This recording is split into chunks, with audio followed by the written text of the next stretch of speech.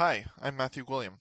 Completed with Hao Chen, Bo He, Surnam Lim, and Abhinav Srivastava, I'm excited to present our work CNERV, Content Adaptive Neural Representation for Visual Data. To understand CNERV properly, it's best to start with the strong foundation on NERV, which was a previous work from our lab, Neural Representation for Video. There are two really important things to understand about NERV. Firstly, that we showed with NERV that a neural network could learn strong priors for a video, and based on those priors could memorize a video. And secondly, that video memorization could be done by, at train time, conditioning the model to reconstruct a video when given a frame index, such that at test time, all we need to know are the number of frames in the video, and of course that tells us which frame indices are in the video, 1, 2, 3, 4, etc. And then we can reconstruct the video at test time. That is, video compression becomes model compression. A model learns a video, and then instead of compressing the video, we simply compress the model, and then at test time, know the number of frames, feed it the frame indices, and get the reconstructed or uncompressed video.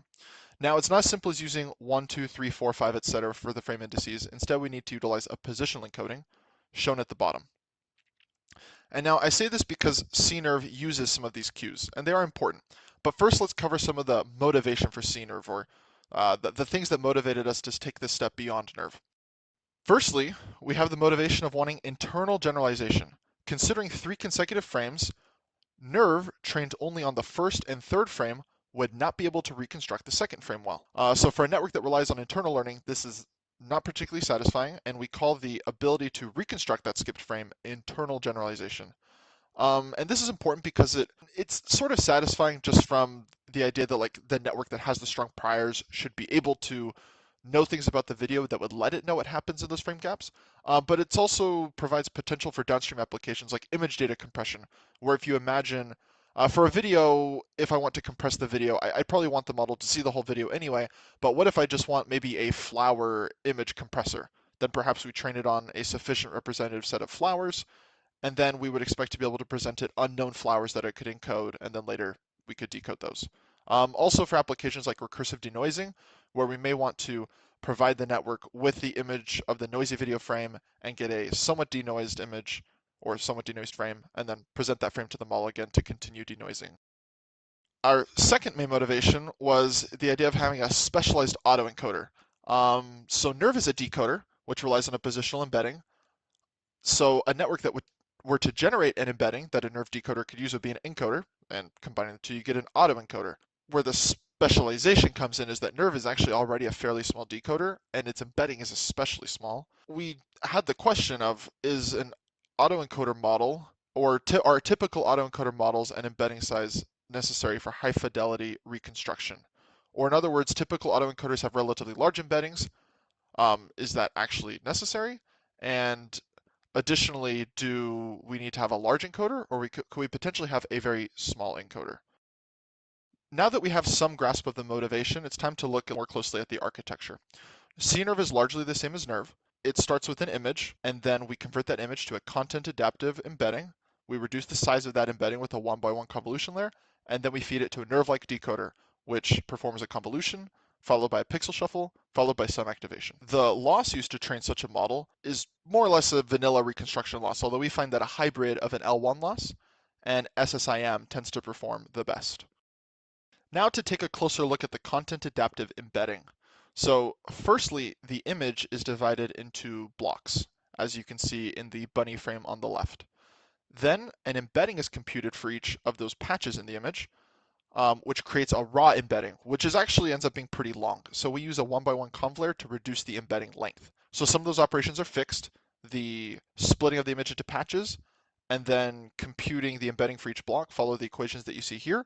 But then that 1x1 conv layer is sort of like a tiny, tiny encoder, and it's learnable. So that's where you get this idea that CNERV is an autoencoder, because it has this content adaptive embedding that's generated by a one-layer convolutional encoder. Now, similar to NERV, some of our main inspirations are the video compression application. So to give a brief overview of how we perform video compression, similar to NERV, we do model pruning and we do entropy encoding. And additionally, we quantize the model weights. Unlike NERV, whereas NERV doesn't need to store an embedding, because we can compute the embeddings for NERV simply by using the frame index. With CNERV, we do need to store this content adaptive embedding for compression, but we can quantize the embedding to further reduce the size and to save that space. For datasets for video, we use UVG, Big Buck Bunny, and MCL, which consist of 7 short videos, 1 long video, and 30 short videos respectively, all at varying resolutions. And for images, we use Celeb HQ and Oxford Flowers, with more precise details found in our paper. Some of our primary findings are represented pretty well here. So what you're looking at is a plot of seen PSNR versus unseen PSNR, or in other words, the reconstruction quality of seen frames, which are frames that the model had access to at training time, versus unseen frames, which are frames that the model did not see at training time. And you'll see that NERV performs really, really well for frames it saw at training time, whereas it performs very poorly for frames that it did not see at training time, or in other words, it fails to generalize internally. CNERV, on the other hand, performs every bit as well as NERV for frames that it saw at training time, and also much better than the other neural methods we compared against. But unlike NERV, it performs decently even for frames that it did not see at training time. Additionally, you can see with the size of the dots that CNERV and NERV are quite fast compared to these other methods for encoding. Now to compare CNERV versus NERV a little more directly, we can look at comparisons of some of the best settings for each on our 3 video data sets. In particular, we would like to draw attention to the gap between seen and unseen PSNR for each of the 3 data sets, where CNERV clearly outstrips NERV for the unseen frames. Continuing the comparison between CNERV and NERV, we perform some ablations, including on model size, and observe that for small, medium, and large size models that the gap continues. We additionally perform the ablation for different sizes of frames. So whether the video is small resolution or high resolution, the gap between CNERV and NERV continues, although both struggle somewhat as the resolution increases. We perform some comparison for the amount of training images, noting that as the number of images that the CNERV model has to memorize, the gap does decrease, which is actually only because NERV's unseen PSNR improves a little bit as it has access to more images. Now here you can see that both models improve their seen performance as they're allowed to overfit for a longer amount of time, but whereas overfitting for NERV means that it sacrifices performance on unseen frames, CNERV does not sacrifice performance on unseen frames, even as it continues to overfit on the seen frames only. Now, this may have been implied by some of the things I've said already, but I want to draw attention to the fact that CNERV and NERV are both invariant to shuffling. Perhaps this is obvious with the nature of the content adaptive embedding that CNERV uses, since the embedding is based on the content of the frame and nothing to do with the time index. Swapping the order of frames does not matter. Another way to look at the generalization gap between NERV and CNERV is to consider the fact that, okay, NERV didn't see these images at initial training time. What if we have some additional training time? So let's say that NERV and CNERV get to start to encode these videos at the exact same time, but NERV has the opportunity to learn any of the frames that it doesn't already know. So considering that extra time that NERV needs in order to overfit on the previously unseen frames, CNERV is able to encode the video effectively 124 times more quickly than NERV. Another way to look at this internal generalization property of CNERV is to consider the fact that doing embedding in interpolation space is nearly as effective as doing interpolation between frames in the image space.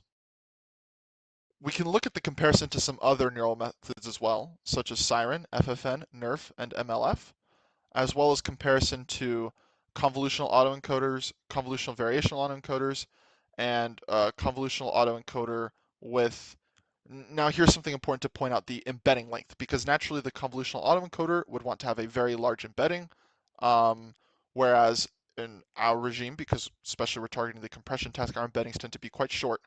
And you can see that when using our embedding sizes and our model sizes, our methods are basically half the train time of the competitors, producing better seen and unseen PSNR, and even when giving the convolutional autoencoder the opportunity to have a massive embedding, it is still outperformed by our CNERV method. We can see this extend to the qualitative comparisons as well. NERV, CNERV, and the autoencoder are all at least somewhat comparable to the ground truth for seen frames, but a huge gap emerges for unseen frames, particularly between CNerv and NERV, where you can see that NERV outputs very blurry frames in places that it hasn't seen. For video compression, we show some comparison to standard codecs, the H.264 standard and the HEVC standard. You can see that when considering only the model size of our method, it compares quite favorably in terms of bit per pixel to these other methods. But when you include the embeddings, which need to be included with the model compression, it takes up quite a bit more space.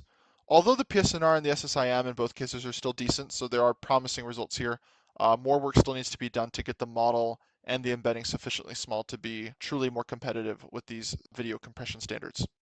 We do still encode in terms of FPS much more quickly than these methods. You can see about twice as quickly in terms of FPS in this table here.